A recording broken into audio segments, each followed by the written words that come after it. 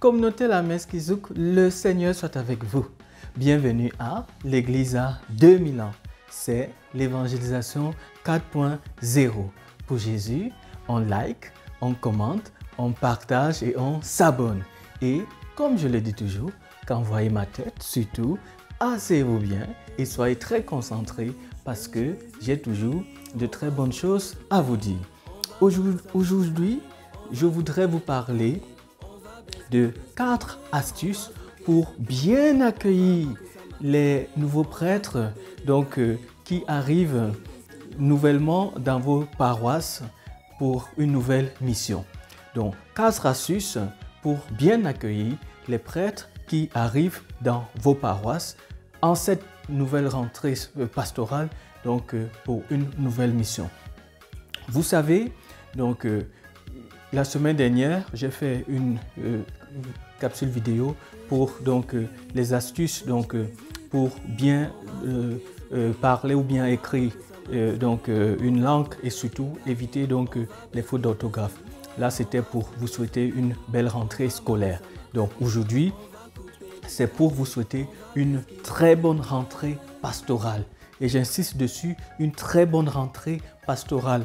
Pourquoi? Parce que au cours de l'année scolaire, il y a des diocèses un peu partout dans le monde où déjà au mois d'avril ou mai, non avril, en fait généralement à partir d'avril en général, il y a déjà des nominations qui se font. Lesquelles nominations? À partir d'avril, avril dernier, et c'est un peu comme ça de façon générale, il y a des nominations qui se font. Lesquelles nominations prennent effet parfois à partir de mi-août ou bien au 1er septembre généralement, entre mi-août et le 1er septembre. Alors, qu'est-ce qui se passe? Du coup, les installations et donc les arrivées et installations des prêtres qui prennent fonction et qui reçoivent de façon officielle leur nouvelle mission se font donc en ce mois de septembre. Voilà, du coup, je vous fais donc cette capsule vidéo pour vous donner 4 astuces, 4 pour bien accueillir vos pasteurs qui arrivent. Alors, écoutez-moi bien. La première, et pourquoi je le fais? Toujours, il faut se dire pourquoi, quel est l'objectif de cette capsule vidéo. Mais on le sait, parfois, il y a des fidèles qui sont tellement attachés aux prêtres, au point dès qu'ils entendent que les prêtres sont affectés et donc ils vont quitter la paroisse. Du coup, les fidèles aussi disent, nous, on n'ira plus à la messe dans telle paroisse puisque le prêtre était là. Parfois, ils préfèrent rester à la maison ou ils disent, bon, on ira plutôt dans telle autre paroisse. Bon, voilà la raison pour laquelle je vous fais cette capsule vidéo pour vous donner 4 astuces pour bien accueillir vos pasteurs. Très bien. Numéro 1. Vous devez vous poser la question, quelle est sa devise d'ordination? Tout prêtre, le jour de son ordination, ou bien pour son ordination presbytérale, a une devise d'ordination. Et la devise d'ordination du prêtre, en fait, c'est cette phrase soit biblique ou même tirée d'un auteur chrétien qui l'accompagne tous les jours et qui accompagne sa mission. C'est un peu comme une devise d'un pays. Si on est par exemple en France, la devise de la France, ce sera liberté, égalité, fraternité. Et donc, c'est cette liberté qui doit accompagner le peuple français, c'est l'égalité qui doit accompagner le peuple français, c'est la fraternité qui doit accompagner le peuple français. Si on va par exemple au Cameroun, ce sera paix, travail, patrie.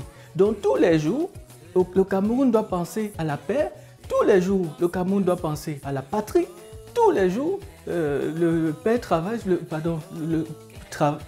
en deuxième position, le travail, tous les jours, le Cameroun doit penser à la paix, travail, à la patrie. C'est ça la devise. Par exemple, moi, j'ai été ordonné le samedi 7 juillet 2012, donc l'année prochaine, ce sera la 13e année, donc la 12e année de presbytérat.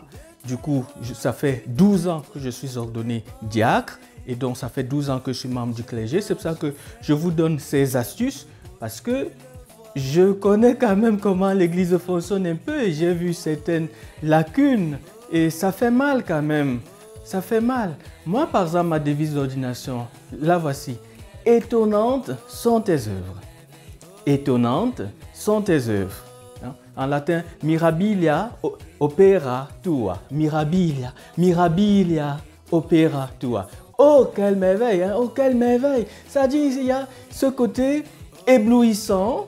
Du coup, vous qui êtes à côté de moi, c'est pour ça que vous êtes toujours dans cette merveille, cet émerveillement, parce que le Seigneur, il nous surprend. Hein? Extraordinaires sont tes œuvres.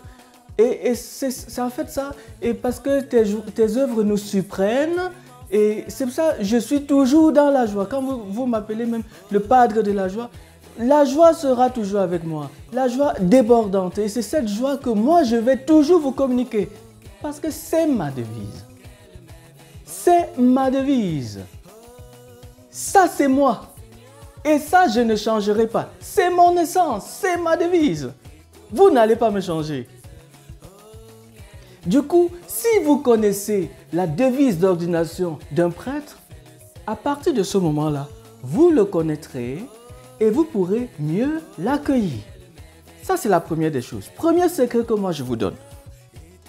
Le deuxième secret, ou astuce, appelez ça comme vous voulez, c'est de savoir qu'il vous connaît déjà et vous aime déjà. Je répète, le prêtre nouvellement donc nommé dans votre paroisse, qu'il soit curé ou qu'il soit vicaire, il vous connaît déjà et vous aime déjà. Pourquoi? Comme j'ai dit tout à l'heure, généralement, vraiment, à 95% des cas, à 95%, les nominations sont faites à partir du mois d'avril.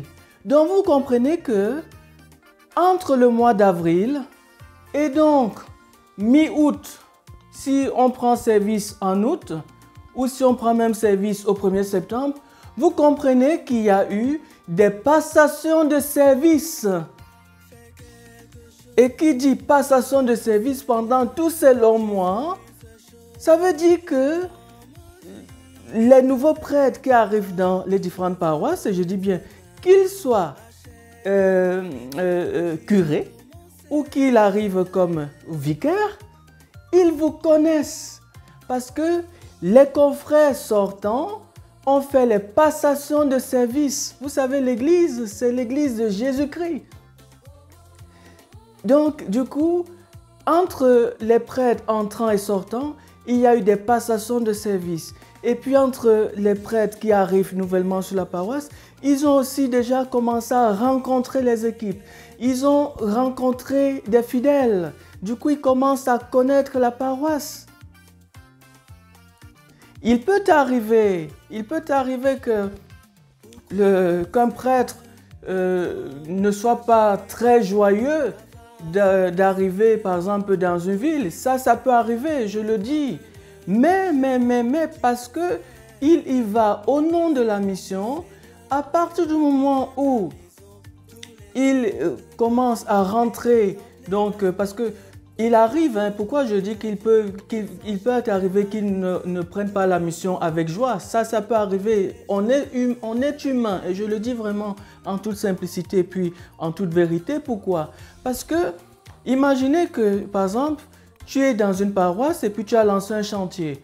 Peut-être des travaux, peut-être comme un bâtiment, peut-être tu as lancé ça, vous étiez à fond dans le projet et puis voilà, tu pensais que tu allais finir peut-être et puis inaugurer tout ça et voilà, en cours d'année, voilà, l'évêque dit bon, ce serait bien que tu quittes la paroisse, sachant que aussi, je vais vous dire, généralement les missions dans les paroisses, c'est entre 5 ans et 6 ans. Mais voilà, si tu arrives dans la paroisse, sachant que voilà, par exemple, c'est en fait la norme, voilà, c'est par exemple entre 5 et 6 ans. Et par exemple, au bout peut-être de 2 ans ou peut-être 3 ans, il y a maintenant une urgence de la mission et l'évêque dit, bon, en fonction de tes capacités, de tes compétences, c'est bien que tu ailles plutôt dans telle autre paroisse parce que ce sera bien là-bas pour la paroisse. Et par exemple, pour toi, justement pour faire avancer l'église, vous voyez donc qu'il peut avoir cette rupture. Ça fait que bon, il faut une petite adaptation. Du coup, voilà, on peut dire, mais j'aurais souhaité terminer d'abord, mais bon, la mission m'appelle. Ça fait que bon, voilà, c'est pour ça que je dis, mais à partir du moment où il y a ces passations de service, les prêtres vous connaissent déjà, vous les paroissiens vers qui vous arrivez. Ça veut dire, vous ne les connaissez pas beaucoup, mais ils vous connaissent déjà un peu. Et ils vous aiment déjà un peu. Parce qu'ils arrivent au nom du Seigneur. Et le Seigneur dit, je connais mes brebis et mes brebis me connaissent. Et ils vous aiment déjà. Donc avant même qu'ils n'arrivent dans vos paroisses, et déjà vous avez dit, je ne pars plus à l'église là-bas, je ne pars plus à la messe là-bas, je pars ailleurs. Déjà vous ne les aimez pas et puis vous fuyez la paroisse. Je pense qu'il y a une conversion à faire en réalité. Parce qu'en même temps, avant de vous connaître déjà, ça aussi c'est important, avant de vous connaître déjà au travers des passations de service, ce que vous devez savoir donc, c'est que il y a des rencontres diocésaines, il y a des rencontres décanales donc, au niveau du doyenné. Et lors des rencontres, mais on ne parle pas simplement de la vie d'une paroisse, on parle de la vie des paroisses. Ça fait que quand il y a une rencontre par exemple au niveau du doyenné, donc de plusieurs paroisses, mais les prêtres sont là, on peut avoir même avec les fidèles, on dit bon, dans telle paroisse, dans la paroisse X, voilà comment nous faisons, dans la paroisse Y, voilà comment nous faisons, dans la paroisse Z, voilà comment nous faisons. Ça fait que nous sommes en contact, donc on sait comment ça se passe à gauche, on sait que même si on n'a pas mis les pieds, on va dire que réellement à gauche ou à droite et tout ça, on sait un peu. Donc, ça fait que si on est maintenant nommé là-bas, avant d'arriver, aussi minimum à 50%, on a quelques échos. En même temps, lors des rotations de prêtres, par exemple pour des messes, mais si un prêtre arrive peut-être dans une paroisse une fois pour dépanner pour une messe, ou peut-être s'il y a eu rotation, quand on dit dépanner, c'est pendant peut-être les vacances, voilà, il sent un peu les choses quand même, il sent un peu. Donc voilà. La troisième astuce, donc pour bien accueillir le prêtre, ben, elle est simple. Est-il bien installé? Est-il bien installé? Pourquoi je le dis? On a vu des paroisses où le prêtre n'a même pas un lit. Ça me fait mal quand je le dis. Le prêtre n'a pas le lit pour dormir.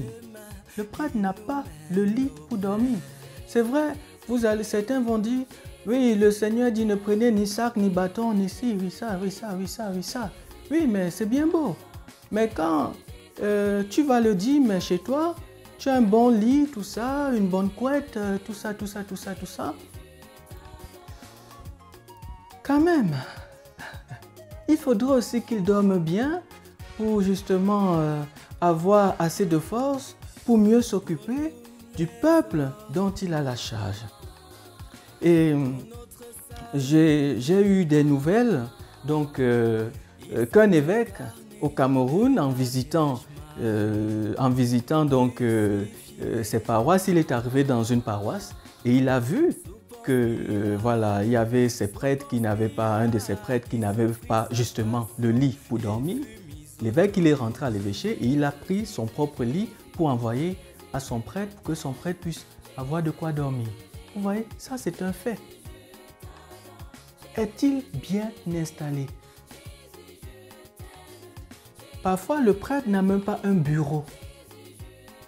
J'ai eu des nouvelles et des confrères qui n'ont même pas le bureau. On veut que le prêtre puisse préparer une homélie. Une homélie, en moyenne, c'est 3 heures de temps pour préparer l'homélie. Mais il faut un bureau pour, par exemple, faire des recherches. Il faut un bureau pour s'asseoir, pour écrire. Il faut un bureau, tout ça. Mais si le prêtre n'a pas le bureau, une table, une chaise, comment va-t-il travailler? Est-il bien installé? Ça, c'est une question à laquelle il faut répondre.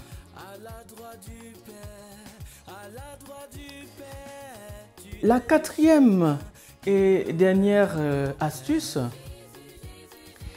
Testez d'abord ces propositions. Testez d'abord ces propositions. Ici, je m'adresse surtout à celles et ceux qui, dans des paroisses, vont dire « On a toujours fait comme ça, on a toujours fait comme ça, on a toujours fait comme ça. » Que depuis 40 ans, on a toujours fait comme ça. Depuis 50 ans, on a toujours fait comme ça. Depuis 60 ans, on a toujours fait comme ça. Oui, mais le souci, c'est quoi? C'est le suivant. Il y a des paroisses, justement, celles et ceux qui disent « On a toujours fait comme ça. » Le souci, c'est que parfois, il y a dans celles et ceux qui sont nés dans une ville, ont grandi dans cette même ville, se sont mariés dans cette même ville, et bon, on va même les enterrer dans cette même ville. Donc, en termes d'expérience pastorale, ils n'ont, en fait, ce groupe n'a qu'une seule réalité d'expérience pastorale. Par contre, ce prêtre qui arrive, après par exemple 10 ans de formation, en 10 ans de formation, vous connaissez le nombre de villes qu'il a parcourues ou le nombre de paroisses qu'il a parcourues. Et ça c'est d'un. Il y a beaucoup d'années de stage de paroisses. Et dès qu'on arrive dans une paroisse, on voit telle expérience qui marche, ok, on adopte. On arrive dans une autre, on voit telle expérience qui marche, on adopte. On arrive, c'est comme ça. En même temps, un prêtre par exemple qui a 15 ans d'ordination, 15 ans, si je vous dis en moyenne c'est 5 ans dans une paroisse. Vous voyez, déjà pendant qu'il est au séminaire, il fait beaucoup de paroisses. En même temps, pendant qu'il est déjà prêtre, s'il a 15 ans d'expérience pastorale et en moyenne 3 paroisses, donc vous imaginez le nombre de villes qu'il a faites, le nombre de paroisses qu'il a parcourues. Donc quand vous dites, on a toujours fait comme ça, on a toujours fait comme ça, c'est pour ça que je dis, testez d'abord les propositions. Dans l'église, il y a ce qu'on appelle ad experimentum. Donc, s'il vous propose des choses, et il est là aussi pour vous proposer, parce qu'il a aussi une bonne expérience. Donc, vraiment de grâce, s'il vous propose, testez d'abord. Donc, laissez parfois les phrases « on a toujours fait comme ça ». Acceptez d'abord une proposition, expérimentez. Si ça marche, on continue.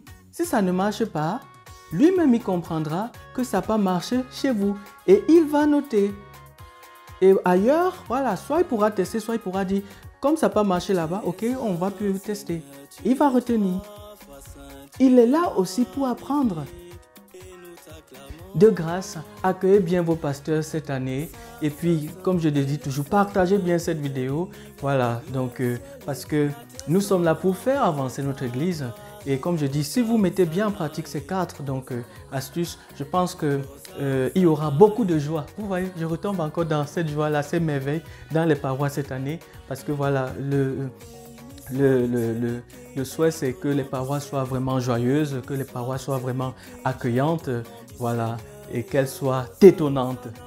Vous voyez, ça c'est ma devise et ça c'est moi. Et ça va toujours m'accompagner. Voilà, l'église a besoin de vous. J'ai besoin de vous, je vous attends, je viendrai vous chercher pour les siècles des siècles. Amen.